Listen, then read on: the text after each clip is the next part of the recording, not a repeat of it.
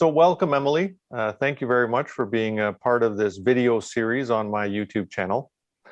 Um, Emily Condie is a very important person in my life because just recently I was in part of an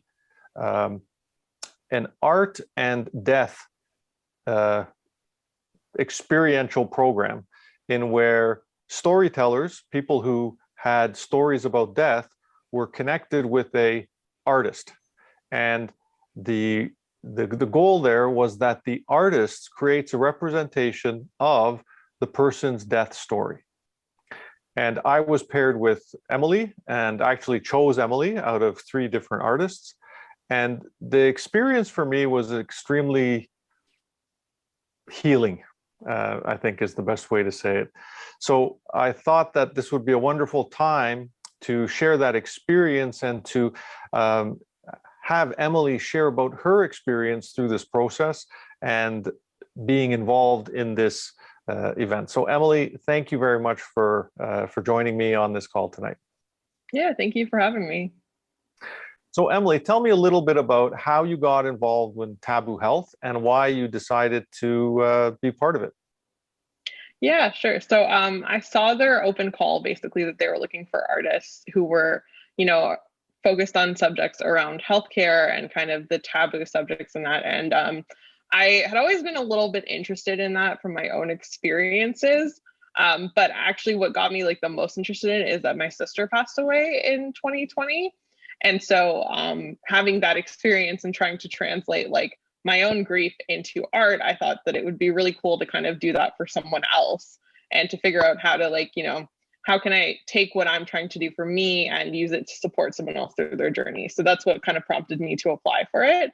And then, yeah, I think what drew me most to collaborating with you was the openness that you had. And you were just so willing to hear whatever I thought would be a good direction and kind of jump into it, and really shared very vulnerably with me, which made the process of making the painting really easy from my perspective.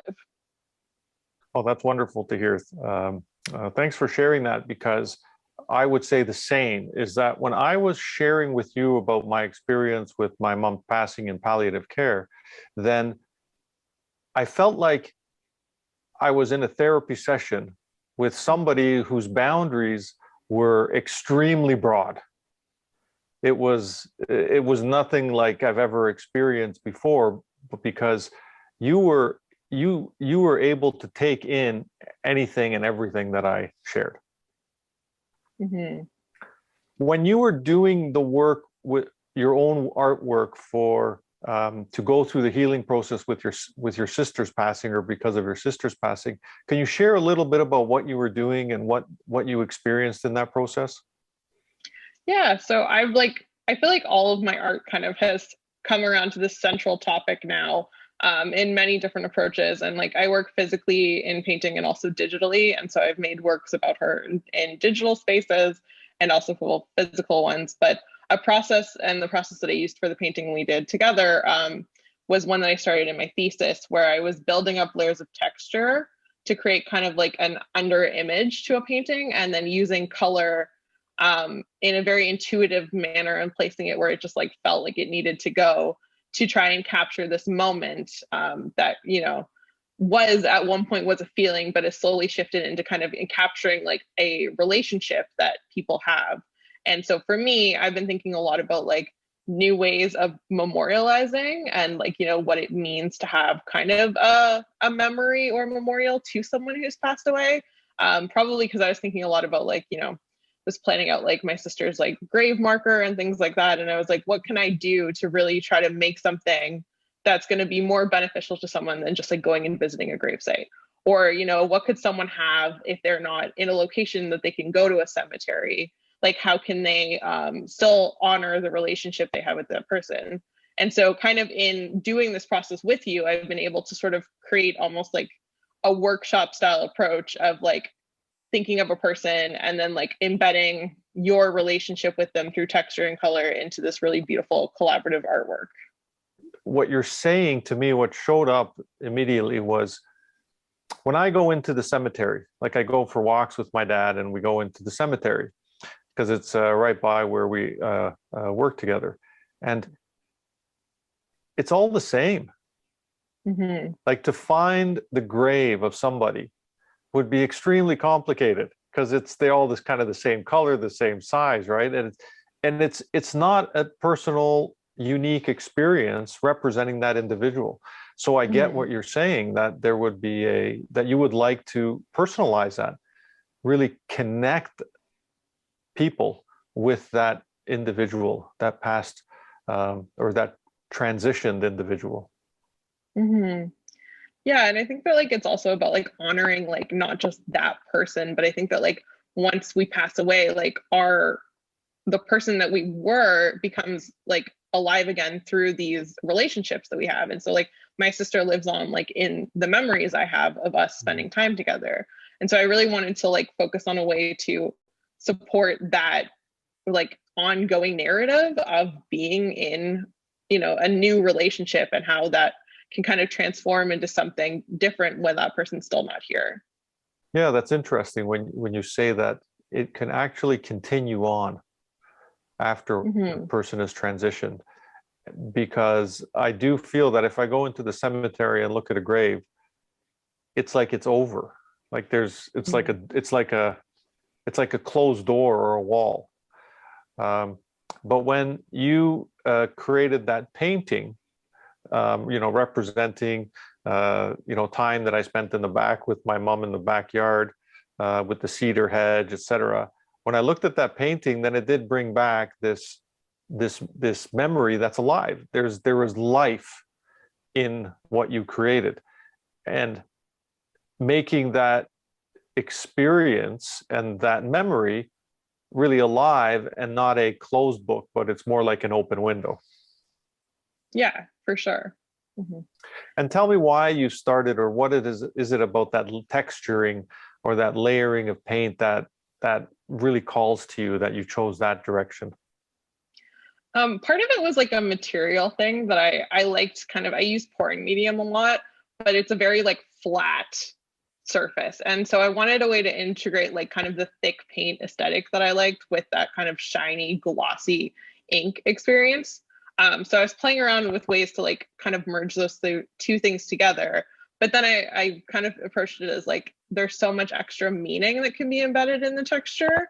And it's nice to kind of have an element that's a bit representational too, because my work is so like organic and there's color kind of all over the place. So it gives your eye a bit of like an anchor point too, from a technical perspective. But I think that like in the kind of the approach of like to the memory, it's also just like building up the layers is something I find to be really therapeutic.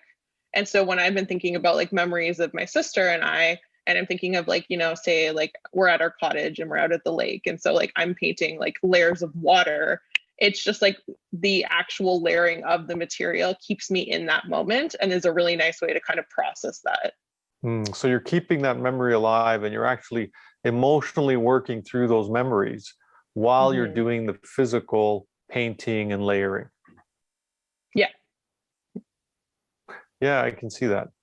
Uh, it's quite fascinating, and the reason the reason that I want you on this call is because it seems to me that as human beings in the social cultures that we live in, we've become disengaged from death, from difficult emotional situations, and often we avoid or pretend to ignore or pretend that we've kind of overcome something, when in fact it's gnawing inside of us.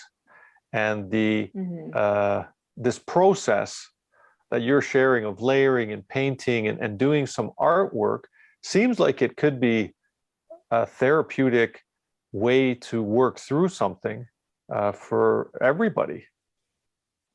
Yeah, that's definitely like what I'm kind of hoping for. And it's something that I want to eventually turn into like a workshop or a course, because I think it would be a really powerful thing. And I think everyone has like memories that they want to, enhance and would love to like make a piece to someone, whether that person's passed away or is still alive. And then it could, eventually turn into kind of this memorial once that person does pass away. but I'm actually kind of adapting it to do a bit of an art therapy type workshop with Young Adult Cancer Canada soon, which I'm really excited about. Oh, wow. So, and is it going to be painting in that workshop? It's going to be more drawing and pattern focused just because it is virtual, so it'd be a little too hard to get so many people involved in painting. But yeah, I think it's going to be pretty cool. Yeah, that sounds amazing. Like, because what comes to mind, because I'm not a great artist, so um, that what comes to mind is a collage. Because a collage, I can cut stuff out and glue it together, right, and put it on top of a page.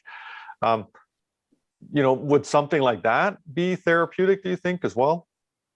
I think so. Yeah, I think the idea of like layering in general is very therapeutic, because I think that there's like so much meaning that you can embed that like may not necessarily come in the final image, but like when you know what everything means, I think that like it has a deeper meaning to you. And so I feel like through collage, you could definitely have elements that are representational, and then maybe they're covered a little bit so that the final product isn't necessarily seen by everyone. And when you would go into doing something like a painting or a collage or a drawing, do you know what the outcome is at the end, or do you just kind of play it by ear, or how does that work? Like partially. So with the texture, like I usually draw that out first, and then I kind of know what the texture is going to look like. Or if I'm doing something that's more representational, I have like a rough idea. But when I approach like my abstract painting, I really just like paint intuitively and like how I feel in the moment. And so I just kind of put things in different places. And I always describe my process as like usually like it's really, really terrible looking. And then all of a sudden it just like something clicks and it works. And so it's very much just like layering and playing with paint. And then all of a sudden I'm like, okay, this is it. And like we've got to that point, but it's a process for sure. So if somebody were to, experiment with this on their own, um, if the work of art doesn't look like anything for a while, it's not a problem. I guess that's what I'm getting. No, it's definitely not. I mean, a lot of my stuff doesn't look like anything that I'm happy with till the very end. And then like that's what I find. I think you learn that through art too, is like eventually when to stop. And there's lots of times that I like take something in a direction and then all of a sudden I'm like, oh, I really wish I didn't do that, because you're just like, now it doesn't work. But if you just keep going, then you always find that point again where you just like it. And then I like know to stop at that point. Well, that's interesting. You say that you just keep going. Like, even if it doesn't look like it's something that you want, if you just keep going with it, sooner or later you'll get there, as long as you're following I guess, your feelings, your intuition. Yeah, for sure. Yeah, I think like, is at least in my experience, I can't speak for everyone, but for me, it's always been like there's definitely always a point in every piece that I'm just like, oh, I really should not have done that step. But then it's like if I were to leave it then I wouldn't like it. But if I just keep going, whether it's in the same kind of painting session or taking time to step away and then go back into it, it always ends up in a different place than I originally thought it was going to, but usually it's a better place. So it sounds like being open to a result which is different than the one you expect or envision is an important part of the art process. I think so. I mean, I think it's an important part of the process of just like life in general too. I think that really just being open to different directions and things changing is a good way to kind of go. And I've definitely in my life had to adapt to a lot of different circumstances, especially with my sister getting sick, and like, she was very young and no one really saw that coming. And so I think that like that's really translated my perspective on everything, and definitely on my approach to painting. And if you look at your life so far and take the experiences that you've had or the learnings that you've had from being an artist, have you found, or would you say that, how would you say your art, being an artist and doing art regularly, has helped you overcome things or succeed in things, or how has it helped you in your life so far? Yeah, I think it's made me more adaptable. I think just, the process of like creating something from nothing and then changing that and having to like kind of move with it makes you just more adaptable in general. I also think that just like having a creative way of thinking makes me more open to different experiences, and I can try to like draw out the best thing from anything that kind of happens. Not necessarily in a way that's like, toxically positive, but like in a way that I think just means something more. And so like I definitely feel that that process of my painting now, like, especially in my grief journey, like I was very like, I don't know what grieving is going to look like. I don't know how to prepare myself for this. I was like trying to read all the books I could, because I was like, I know that like she was going to die, and I was like, I don't know how to prepare for that. Yeah. But I think that like in making artwork about it, I was actually preparing myself for it a lot longer ago than I realized. And it's not till after my sister passed away that I was like, oh, those paintings were about her, even though I didn't think they were about her. Oh, wow. So basically you were going through this grieving process, processing the different feelings that you had at those different times. Yeah. Yeah, I was doing a lot of work about like my feelings or feelings tied to memories, and it wasn't like until like now that I've like connected the thread that like she was like in each of those memories, and so really the paintings were about her. I just didn't like know it at that moment. Because we don't actually know what's going to show up. We just take the first step, and when we take the first step, then it will lead down some certain path. Yeah. And I definitely think it's also easier to make art about someone when they're not alive anymore, because I think, I felt very awkward making art about my sister while she was like there in the next room, because, then I'd show her something and like, I have to hold space for kind of her feelings, where now I can just make them about my feelings about the experience that I went through. I don't have to like kind of try to edit to be sure that it's doing, it's not doing a disservice to her. Not that I think it ever did, but there were definitely times that I was worried about that. Yeah, I hear that. Holding space for your own emotions and own feelings, and then trying to hold a space for somebody else at the same time is quite a difficult task. And the taking on the process after the transition makes it, I guess, more free. And yeah, I think a little more honest too. I think, okay. I'm much more in touch with like how I feel and how I felt about things the whole time she was sick now than I did at the moment, because I was mostly focused on her and how she felt. So I didn't really pay as much attention to my own feelings.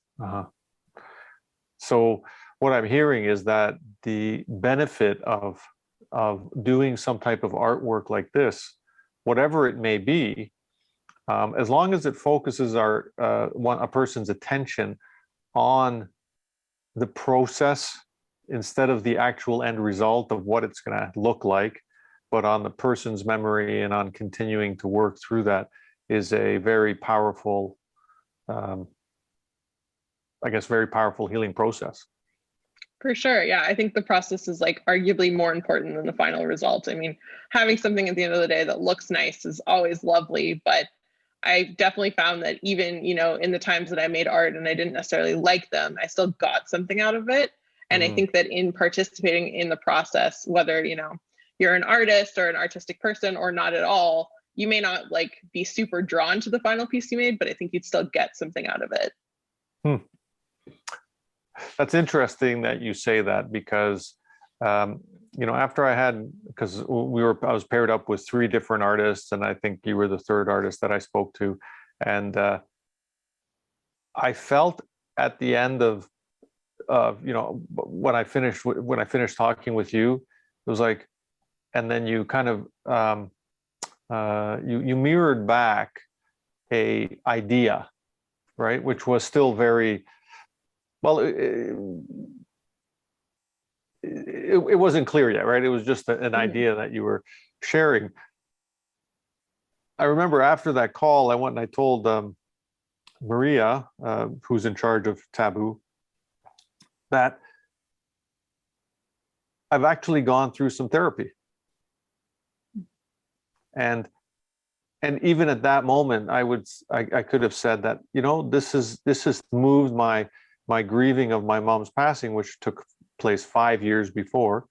It really helped to clear that path and that blockage that was there. So I get how you're saying that it's the process that's important, not the actual end result. When I did see the end result of what you created, it was like, oh yeah, I see that for sure.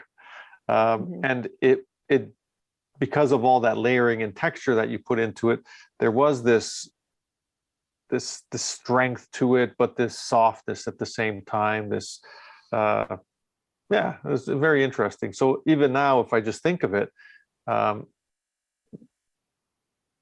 it's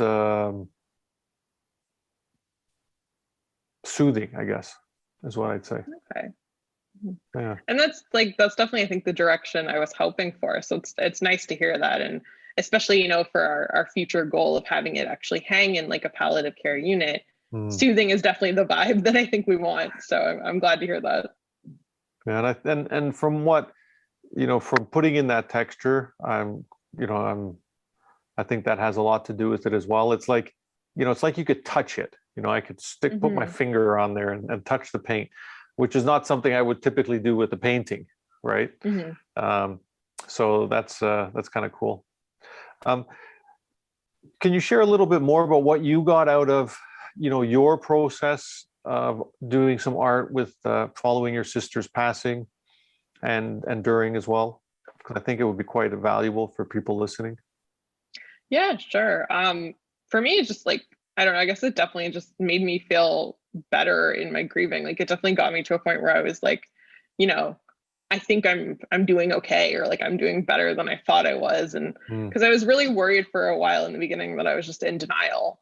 And I didn't know how to really contend with that, because no one really teaches you how to grieve or how to process these things. Yeah. And so for me, in making artwork about her, I was able to share her and our experiences with other people, and to like have that relationship with them where they would tell me stories about her in a way that was very like, easy for me to do, because I found I was getting really overwhelmed when people would like message me or tell me things about her or like check in on me, and I wasn't able to necessarily respond to them. But in making artwork, I could just show that I was thinking about her and share those perspectives and really connect with other people in my life in a way that like kind of also kept them at a bit of arm's length, so I wasn't having to like hold space for other people. So I think that was really important, because I think in grief, a lot of times when we're talking about someone, or at least in my experience, I kind of have this desire to like hold space for everyone else in the room. And I want to like make them feel better about it, and I forget about myself. And so in making art, I find that I've been able to just focus on my feelings about things while still having that connection piece to her and to everyone else in her life that loved her.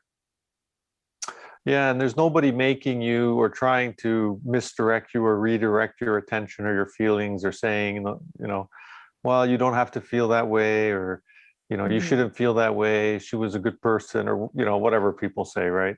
Yeah, I get that. It's you create a boundary, or you create a context which other people can begin to relate to, and therefore they're relating to you from your perspective, and that makes it easier to have that conversation together. That's pretty cool. Yeah, for sure. Yeah. So that's pretty amazing. Again, it's very hard. It's impossible for me to actually share the value I got out of this this project, and the only thing I did was I told you my story. That's all I did. Like, I had the easiest job, and then you spent months creating this thing and showing me, different parts of it at different areas, and I'm like, yeah, that's kind of cool. And but I did nothing. I did almost nothing, and it was such a healing experience that, I'm really grateful. I so much appreciate that you got involved in this program, and that we connected, and you held that space for me and created that piece of art, which really just opened the window, and opened the door. Yeah, well, I'm happy to hear that. Like, I'm really glad that it was a transformative process for you, and I'm like very grateful again, like, that you were so open and vulnerable with me, because even as I was working on the painting, like, despite not knowing your mom at all, I felt kind of like I was starting to know her, or like I had a bit of an insight into like the kind of person she was. And so it was nice for me to feel like I was able to like represent her and do her do her a service by making this piece. Hmm. Well, I appreciate that. And I think one of the things comes up when you say that is, as we went through this process, I heard that there were some artists and storytellers who weren't able to really come to a final result, like a final piece of art, because there was an expectation of the storyteller which was very specific, and I guess if the artist doesn't align with that, then it's very difficult to create that work of art. And it just it reinforces for me that it's important it's important to focus on the process as opposed to the outcome.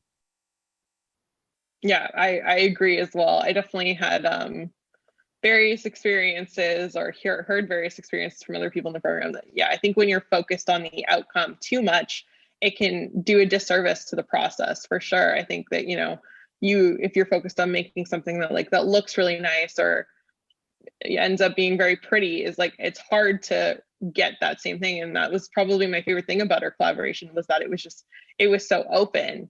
And it was like, I felt like, okay, I was going to do my thing and you're going to do your thing. And like, we're going to make something great together that we're both putting something into. Whereas you didn't expect like a certain thing from me and I didn't expect something from you. And it just like, it worked really well because I think we were able to just like hold that space for each other without any preconceived notions of like what the other person should be doing.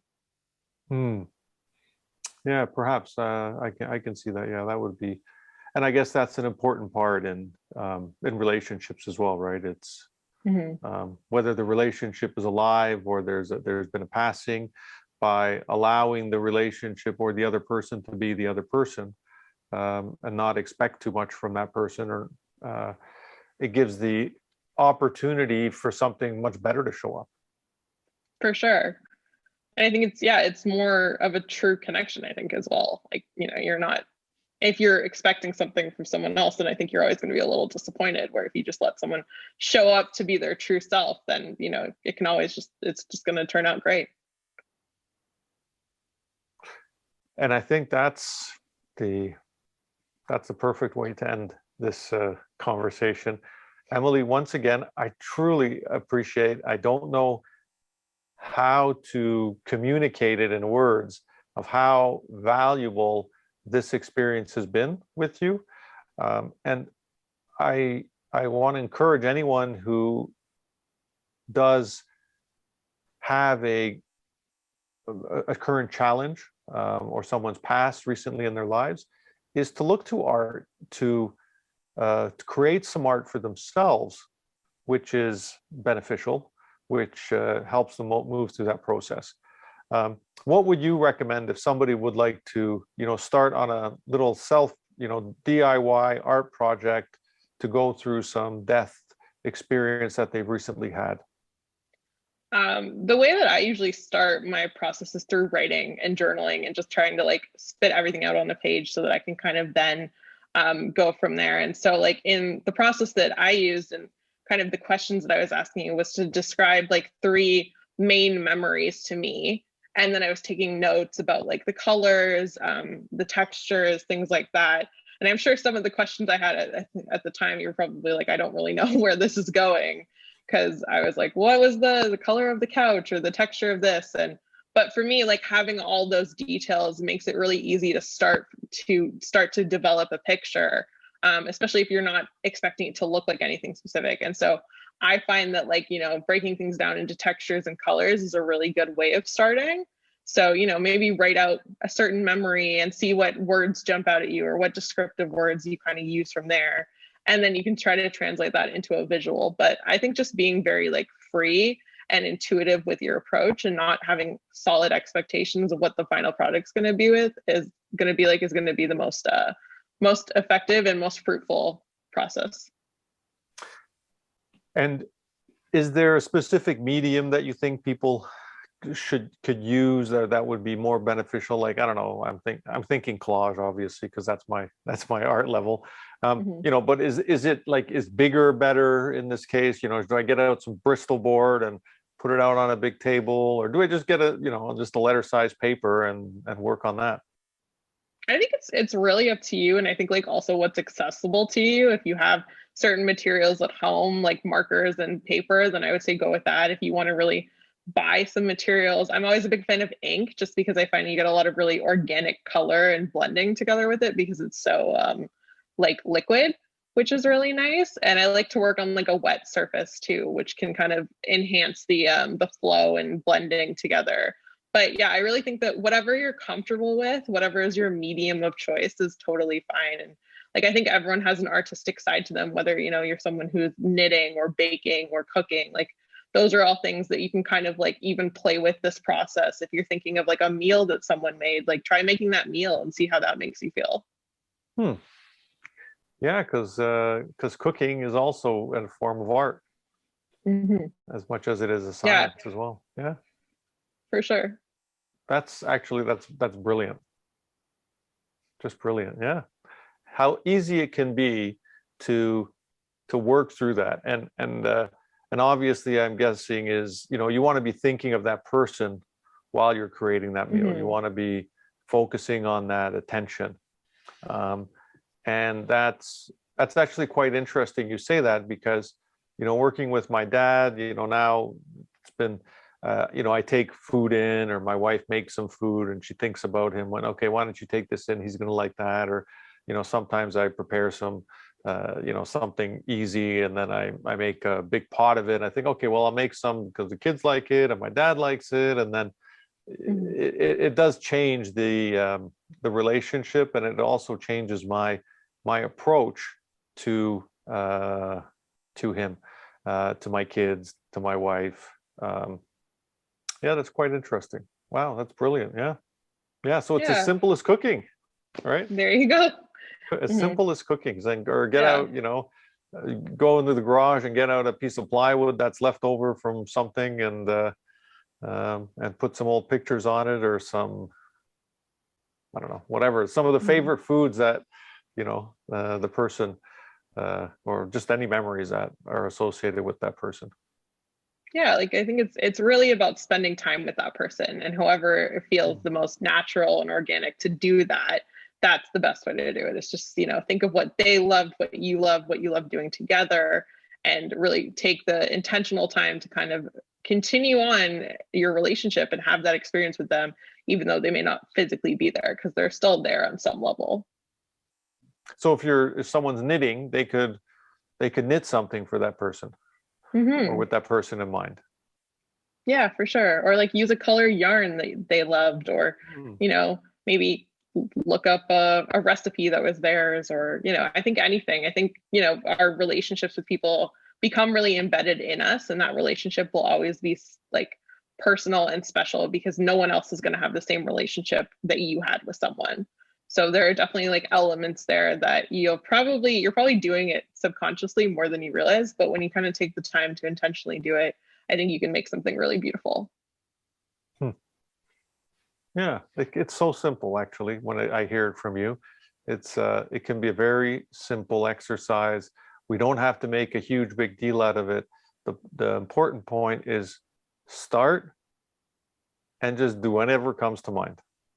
For sure. Exactly. Awesome. Emily, thank you again.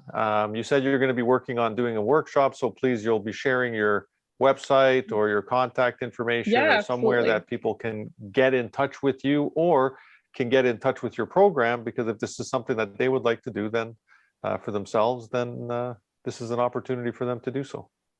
Yeah, I would love that. I would love for anyone to reach out with me. My website is my name, it's just emilycondie.com, but I'll send you those details as well. Yeah, awesome. We'll put it in the underneath your name as throughout the process, throughout the video, and any art that you'd like us to share.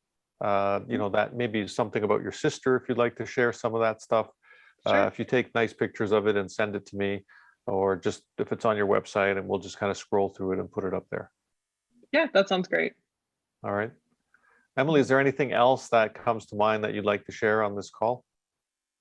I don't think so. I think we covered a lot of stuff, and thank you so much for having me like on your channel. I think this is so cool, and I was really grateful to talk about the experience. I'm very pleased, and it was all my pleasure. And yeah, hopefully we'll get to see the piece in person. I know that like the Taboo Health exhibit got postponed, but I'm hoping that they'll let us know when it's happening again, and then we can actually see it. Yeah, and then we can get a picture out of that as well, and Yeah, for share sure. it, and hopefully heal some people through the process. Yeah, absolutely. I Sounds know when good. I was sitting in the hospital with my mom, and I was looking up at the wall, and there's a TV, and I'm like, no, Yeah. no, that's No, not. my sister did most of her treatment at Princess Margaret, and I would always, there would be so many times we'd be waiting for it to start, and we'd just be sitting in the hallways, and I would always be like, I hate these paintings so much. I was like, people need to make artwork for hospitals, not just like donate random paintings. So I feel like this is like a cool thing that we did, and that painting can live there and actually be like meant for that space instead of just like Yeah. some painting that someone donated because they had it. And they don't like it. Yeah, exactly. Right? It's like, oh, I don't like that one. I'll give it to the hospital. Exactly. Mm-hmm. Yeah, yeah, absolutely. There's because there's your attention, your focus, your your thoughts are embedded in that painting, and that comes through because everything is energy, and that energy stays and flows around. So Mm-hmm. I'm sure it's For going to sure. be healing some people in the future. I hope so. I definitely hope so. Oh, that's excellent. Thank you again, everyone. This is Emily Condie, and a wonderful artist, a extremely I was gonna such a mature person, really understands relationships and people and our process that we need to go through, that we intuitively go through in difficult situations, and it's wonderful that your art has been a benefit to you, and it has been a benefit to me, and it will be a benefit to thousands, hundreds of thousands, millions of people, I hope. So I hope so too. Please keep going. For sure. Keep going. Thanks again, Emily. Thank you so much. If you would like to watch more videos like this, then please subscribe to my channel below. Once again, my name is Stephen Dobos, and you can download a free centering exercise. The information is in the description box below.